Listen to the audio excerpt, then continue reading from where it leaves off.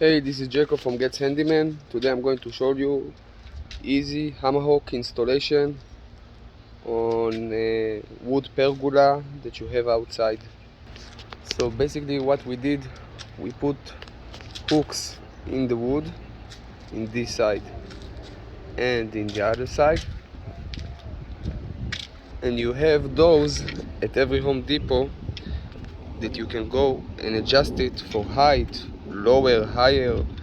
You can just twist it, and the more it goes in, the higher it will be. So let's do like that. And what you want to do is the Hammock come with the chains. You want to connect one side to this. Let's say we can put it also in the middle of it like that,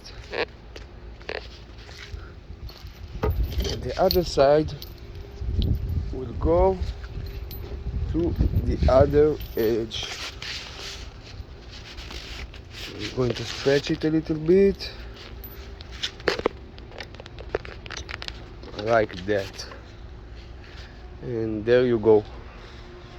You have hammock, easy to lay down on. Just flip it. If you want it higher, you just need to twist those toward the up toward, and that's about it. Very simple to install, very simple to do by yourself at your house.